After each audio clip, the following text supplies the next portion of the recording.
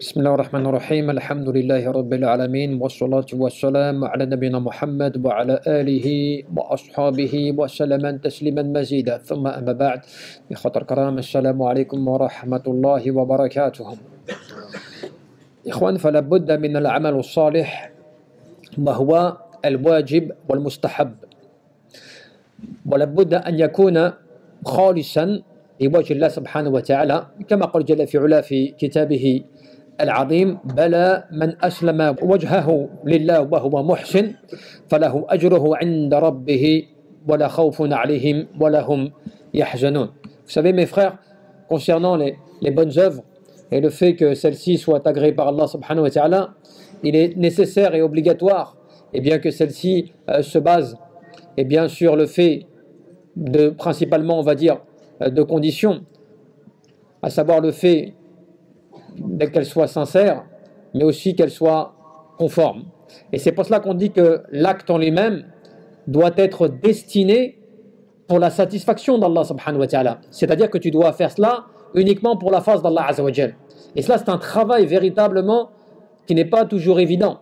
C'est vraiment un travail du cœur, une action que la personne elle doit essayer de réaliser pour faire que son acte soit vraiment destiné à Allah subhanahu wa ta'ala. Et Allah Jalla fi'ala nous rappelait cela dans le Coran quand il disait Bala man aslama wajhahu lillah. Celui qui va donc se soumettre donc vis-à-vis d'Allah subhanahu wa ta'ala et faire cela uniquement pour la face d'Allah azza wa jalla wa huwa muhsin falahu ajruhu 'inda rabbih wa la khawfun 'alayhim wa lahum yahzanun.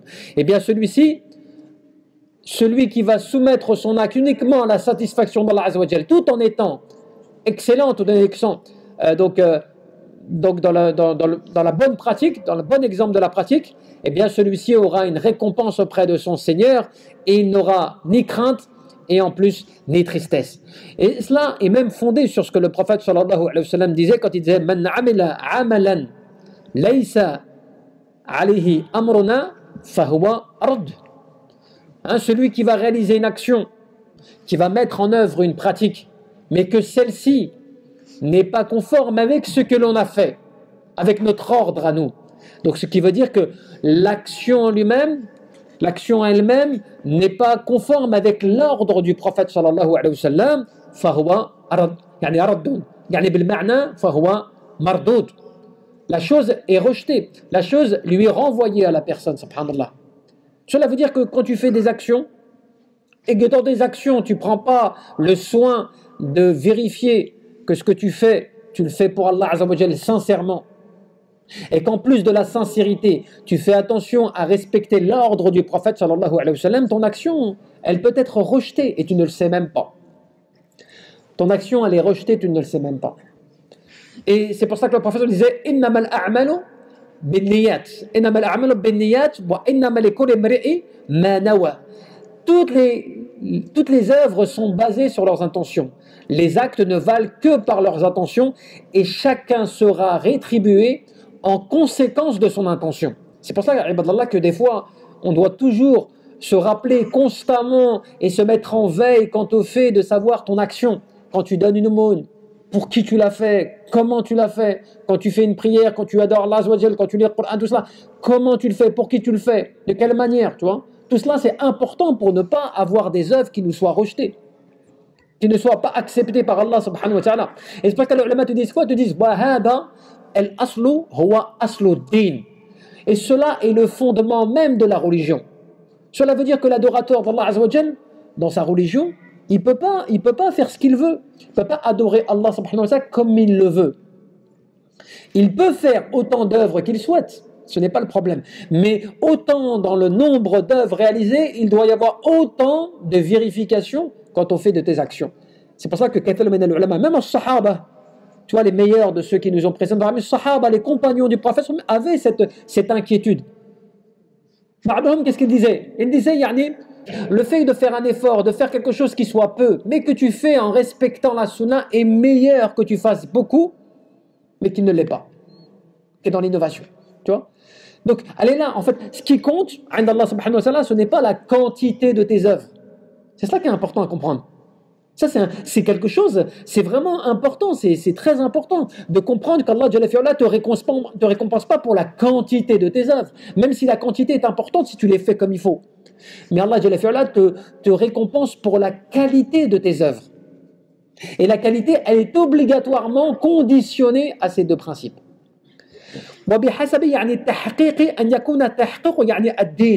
Puisque c'est de cette manière que tu vas pouvoir réaliser véritablement ton adoration d'Allah Azza wa Jal. وبه كذلك أرسل الله الرسول وأنزل الكتب وإليه دعا الرسول صلى الله عليه وسلم وعليه جاهد.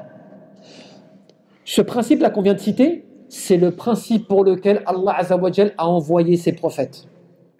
C'est pour lequel il a basé sa religion. C'est ce avec quoi Allah Azza wa Jal a envoyé les livres. C'est ce avec quoi le prophète Mohammed a prêché les gens.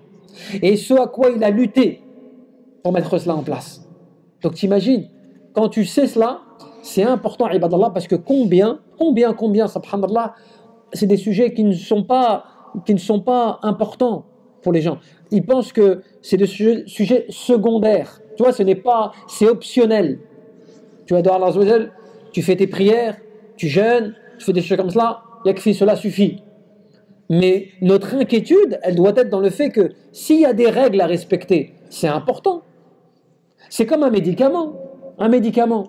Si tu vas à la pharmacie là et tu commences à prendre n'importe quel médicament et tu l'avales sous prétexte que tu as mal à la tête, alors que tu as pris des médicaments pour le cœur, tu as pris des médicaments pour le sang, tu as pris des médicaments, tu as pris des somnifères, gars.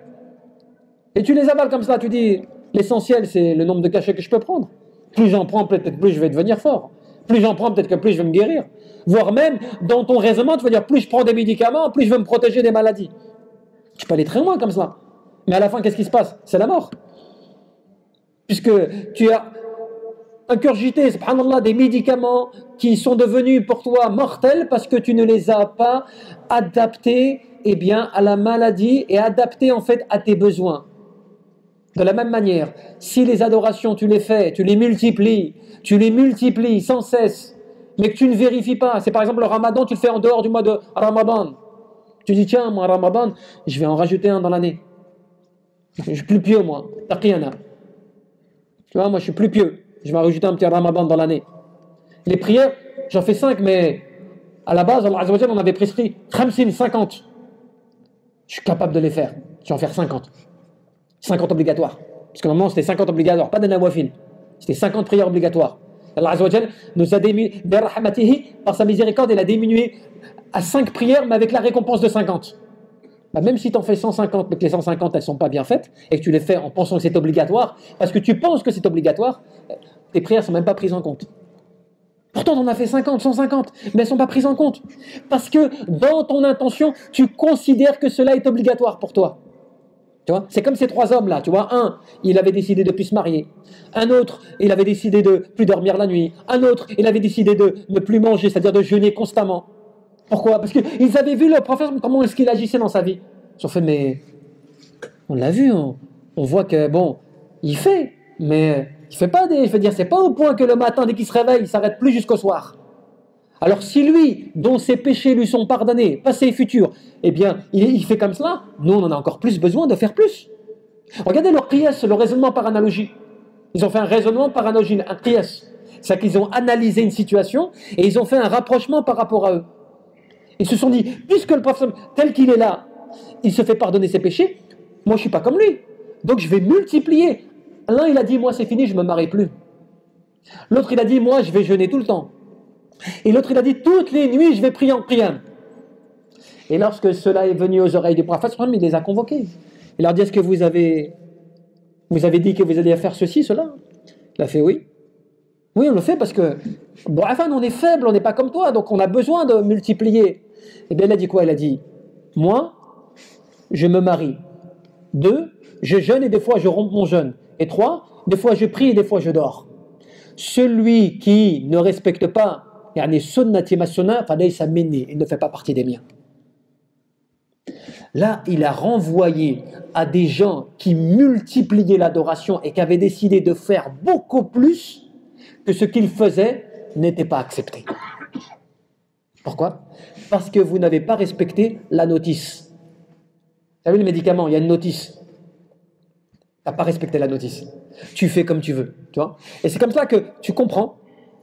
Comme les ulama te disent quoi? Te disent wa bihi amara, c'est l'ordre du prophète sallallahu alayhi wa sallam. Wa raghaba wa huwa qutbu ad-din alladhi taduru alayhi arhahu. Cela, c'est, tu vois, c'est, on pourrait même dire que c'est, tu vois, c'est le noyau autour duquel gravite tout le reste de tes œuvres. C'est comme ça que le verset, qui pourtant dans son sens apparent, il donne pas cette explication, tu vois. Liyabluwakum ayyukum ahsanu amala. Nous allons vous éprouver afin de voir celui d'entre vous quel est le mieux agir. Alors les ulama te disent quoi? Al-ibra bil-amal al-hasan, la bil-amal al-kathir. La leçon de ce verset, c'est qu'Allah prend en compte la qualité des œuvres et ne prend pas en compte la quantité. Ce qui veut dire que si tu fais tes prières, mais bien, tu vois, il y a des fois tu fais ta prière, hein, mais il y a des gens, des fois ils font la prière, ils vont faire takbir al-ihram, tu vois, quand tu Allahu Akbar. À la base, c'est vrai, Jumhur, al-ulama, ils te disent que l'obligation de lever les mains, c'est une sunnah. D'accord, c'est une sunnah. Donc, ce qui compte, c'est le takbir, c'est le fait que tu le prononces. Ok? Mais si donc tu as deux choix, soit tu le lèves, soit tu ne lèves pas, soit, tu vois, mais à la base, tu lèves parce que c'est une sunnah mustahabba qui a fortement recommencé. Mais des fois, tu as des gens, et on ne sait pas s'ils lèvent ou s'ils ne lèvent pas du coup, parce qu'ils font à peine ça. Tu vois, c'est-à-dire ils font Allahu Akbar, ils font à peine ça. C'est que ni les mains sont levées, ni les mains sont baissées. Donc, on ne sait plus alors c'est quoi que tu appliques. Tu vois? Donc déjà, il y a de fortes chances que déjà, de toute façon, tu n'es pas dans la sunna, ça c'est sûr. Mais en plus, qu'est-ce que tu fais avec tes bras? Du coup, pareil pour la prière, du coup tu la mets là, des fois tu ne les mets pas, des fois tu mets là, parce que tu as mal au bras, tu ne sais plus comment faire. Mais tout cela, tu ne te poses pas la question de te dire, mais il faut que je fasse attention, le fait de faire beaucoup de mouvements dans ma prière. À faire plein de mouvements, je ne sais pas pourquoi. Et ça, c'est quelque chose qui peut diminuer ou t'annuler ta prière. Des fois, les personnes ne le savent pas, tu vois. Il y a plein de choses comme cela, par rapport à salah, bien sûr, mais par rapport au siyam, par rapport à plein de choses. Mais tout cela pour dire quoi? L'adoration d'Allah subhanahu wa ta'ala, elle est obligatoire quand on fait du respect des règles. Et c'est comme cela que, l'ulama disait quoi? Il disait, par exemple, في العبادة. العبادة لا يشرع منها إلا ما شرع الله. Dans les actes d'adoration, normalement, tu ne dois rien faire si tu n'as pas une preuve qui te dit que tu fais ceci ou cela. C'est une base. Dans l'ibadat, tu ne peux pas faire ce que tu veux. Dans le mu'amalat, tu fais ce que tu veux. Jusqu'à temps qu'on t'apporte une preuve qui te dit que c'est haram. Tu vois, c'est ça, c'est l'acte par rapport à mu'amalat ou l'ibadat. L'ibadat, normalement, je ne fais pas ce que je veux. Si je dois faire attention à mes tags, à ce que je fais, est-ce qu'il y a une preuve? Par contre, dans les mu'amalat, je fais ce que je veux. Imaginons les mu'amalat. Imaginons quelqu'un, demain, il ne sait pas, il ouvre un commerce. Il a dit, moi, je vais demain ouvrir un commerce et je vais vendre des choses qui sont illicites. Mais pour moi, c'est pas illicite. Parce que moi, je vais pas toucher à cela. Je vais pas le consommer, moi. C'est juste le vendre aux gens. Dans le principe, s'il est jahil, il est ignorant, son idée en soi, elle est permise, parce qu'il ne le sait pas, jusqu'à temps qu'on va lui apporter la preuve. Mais il est quand même responsable de quoi? De ne pas s'être renseigné. Demandez au jeu du rappel si vous ne savez pas. Donc tu es quand même coupable du fait de ne pas chercher la réponse. Mais dans les mu'amalat, parce que c'est des affaires sociales, c'est des affaires mondaines, eh bien, tout est permis jusqu'à temps qu'on t'apporte une preuve que c'est haram. C'est pour ça que des fois, les gens, quand tu es dans le commerce, ils viennent, ils te disent, est-ce que tu veux c'est haram là? Ah bon? Pourquoi? Le frère, il ne sait pas, miskin. Il dit, mais non, c'est haram, je te dis. C'est quoi le dalil? Je sais pas, moi j'ai entendu c'est haram, c'est tout. Les ulama, ils ont dit c'est haram.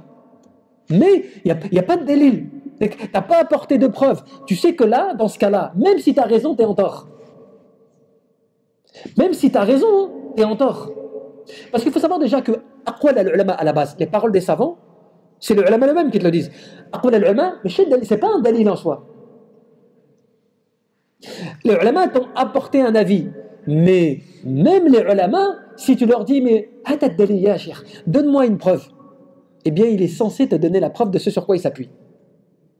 Simplement, nous on va se baser sur les ulama, les avis des ulama, parce qu'on n'a pas la capacité des fois à trouver la preuve, à dalil. Donc on va se baser sur l'avis d'un alim. L'alim il a dit ceci, l'alim il a dit cela. Mais c'est pour ça qu'il faut que tu comprennes que quand un alim il a dit une chose, c'est pas forcément un avis qui est un jumhur, qui est une majorité, qui est l'unanimité des savants. Il peut y avoir un autre avis qui dit le contraire. Tu vois?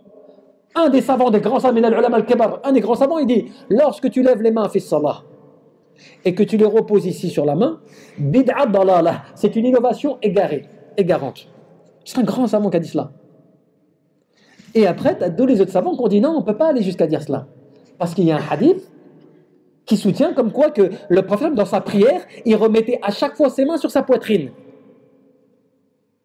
Simplement, l'ikhtilaf, il est où? Pourquoi alors un il dit c'est une bid'a, dalala, c'est une innovation égarante, et l'autre il dit non, c'est permis. C'est parce qu'il y a une divergence sur le hadith. Un il te dit le hadith il est daif, il est faible. Et l'autre te dit non, le hadith il est sahih, il est hasan. Et il t'apporte beaucoup de... Donc il y a une divergence, mais les deux, des ulama, les deux savants, les deux ils ont des récompenses. Parce que c'est des mujtahid, c'est des gens qui ont la capacité de faire un effort de recherche et d'étude. Donc ils ont la récompense. Celui qui s'est trompé, il a quand même une récompense. Et celui qui a raison, Ajala, il a deux récompenses. Mais c'est pour dire quoi? Tu peux pas venir voir la personne et lui dire ce que tu fais c'est haram. Dans les affaires, dans les mu'amalat. Parce que normalement, tu dois lui dire, regarde, il y a une preuve, il y a un dalil, ou il y a même une explication. Allez, vas-y, même les ulama, ils ont dit cela. Mais tu dois apporter ton dalil, ta preuve, pour que lui, il comprenne, pour qu'il puisse l'appliquer après dans sa vie. C'est pas juste simplement la parole. Tu vois? Et donc, c'est juste un exemple. Pour dire quoi? Qu'est-ce que dit les ulama? Ils te disent, وكان عمر رضي الله عنه يقول في دعائه même Omar ibn Khattab رضي الله عنه qui était qui? من الخلفاء الراشدين parmi les califes bien guidés, l'exemple à suivre. Parce qu'il fait partie des exemples à suivre. Tu vois, les khulafa, les compagnons, des fois tu dis, ouais, les compagnons, ils ont fait cela. Certains, tu vois, par exemple, Abu Bakr, ou Omar, tu vois, ou Uthman, ou Ali, il a appliqué quelque chose. Un exemple. Tu vois, Salat Tarawih, c'est la prière qu'on fait nocturne dans Ramadan. Tu vois, c'était bid'a. Parce que le prophète, il ne l'a pas fait. Et jamais il a réuni les gens pendant un mois, comme cela, dans la mosquée. Oui, mais il l'a fait chez lui ou pas? Il l'a fait dans la mosquée pendant 3 jours, 4 jours. Mais après, pourquoi il a arrêté? C'est la question. Pourquoi est-ce qu'il a arrêté? Il faut qu'il soit obligé pour les musulmans. Voilà, donc la raison pour laquelle il n'a pas continué, c'est pour pas que ça devienne une obligation. Parce qu'à l'époque du prophète, quand même Sahaba, imaginons, il n'y a pas une réponse sur un sujet. À l'époque du prophète, quand il était vivant, le prophète, il avait peur des fois des questions. Parce que des fois, quand les compagnons posaient une question et qu'il n'y avait pas de réponse, il y avait une wahi, il y avait une révélation. Tu vois? Au point que certains, ils insistaient. C'est pour ça que le prophète, il a dit, beaucoup de questions, le fait de poser beaucoup de questions, c'est blâmable. Parce que des fois, tu vas t'interdire quelque chose à force de poser beaucoup de questions. Tu vois, par exemple, tu vas dire, cela, c'est permis ou pas? Oui, c'est permis. Mais c'est permis comment? Non, mais si je fais ça, à la fin, tu vas avoir une réponse qui va te l'interdire. Voilà, t'as insisté, ben voilà. Tu vois? Eh bien, nous encore, c'est des avis. Mais à l'époque de prophète, c'était pire. Parce que s'il y a le wahi, tu ne peux plus la rejeter, c'est fini. Et le prophète, qu'est-ce qui s'est passé? Il a fait qiyam, il a fait une journée, une nuit, 2 nuits, 3 nuits. Il a vu que les gens commencent à se rassembler de plus en plus derrière lui. Qu'est-ce qu'il a fait? Il a arrêté. Mais pourquoi? Par bonté, par miséricorde. Parce que le prophète, il était doux, il était pour sa umma. Et qu'est-ce qu'il voulait? Il ne voulait pas qu'il y ait un verset qui dit c'est obligatoire, tarawih maintenant. Vous vouliez le faire? C'est obligatoire maintenant. Parce que vous saviez qu'au début de la wahi, de la révélation du prophète, qiyam al-layl, c'était obligatoire pour le prophète. C'était obligatoire le qiyam. Qui prie la nuit, c'était une obligation pour lui. Vous imaginez? Donc c'était une miséricorde. Mais qu'est-ce qui s'est passé? Pourquoi ça n'a pas été fait à l'époque d'Abu Bakr? Alors certains vont me dire, oui, mais on n'est pas forcément d'accord avec toi parce que, pour ce cas-là, pourquoi Abu Bakr, il ne l'a pas fait? Pourquoi c'est Omar? Pourquoi c'est au khalifa de Omar? Hein? Allez, c'est bizarre. Abu Bakr, c'était celui qui était dans la grotte, le compagnon, l'ami intime et tout. Ben, les ulama, qu'est-ce qu'ils te disent? Abu Bakr, ce khalifa, c'était 2 ans. 2 ans et des poussières. Pendant 2 ans, il a été extrêmement occupé par rapport à ses expéditions liées aux gens qui apostasiaient l'islam. Il était constamment en expédition, où il envoyait ses troupes constamment. C'était 2 ans d'extrême activité. Donc il n'avait pas eu la possibilité de joindre cela. Et c'est à l'époque de Omar, quand il a fait cela, c'est parce qu'il a vu à la mosquée que les gens ont commencé à diverger. Parce que l'autre il priait là-bas, l'autre il priait là-bas, l'autre groupe il priait là-bas, l'autre il priait là-bas. Et qu'est-ce qu'il a fait Omar? Il a fait, mais je vais revivre une sunna, comme a fait le hadith. Celui qui fait revivre une sunna, il a la récompense de la sunna et de tous ceux qui la suivent. Qu'est-ce qu'il a dit? Je vais faire revivre une sunna. Le prophète, une fois il l'a fait. À la mosquée, pendant 3 nuits, 4 nuits, il l'a fait. Et je vais refaire comme cela, tous, les gens tous derrière une seule personne. Et comme ça, à partir de là, et c'est ce qu'il a fait. Et c'est comme ça qu'après, les gens ont encore divergé. Puisque le prophète il a dit quoi? Parce que Omar, Allah, qu'est-ce qu'il a dit? Hein? Bid'atu hasana, c'est une bonne innovation. ولكن يعني بدعته حسنة لغوية, c'est-à-dire dans le fait que lui, il a fait quoi? Il a restauré une chose nouvelle, mais c'est pas une bid'a au sens où, parce que la bid'a c'est quoi? Badi'u samawati wal ard, comme في الآية. Quand Allah il dit Badi'u samawati wal ard, qu'est-ce qu'il veut dire? Qu'il a créé les cieux et la terre d'une chose qui à la base avant n'existait pas. Il vient de cela le sens, tu vois, de ce terme-là. Il vient du fait qu'avant ça n'existait pas. Avant il n'y avait pas l'existence des cieux et de la terre.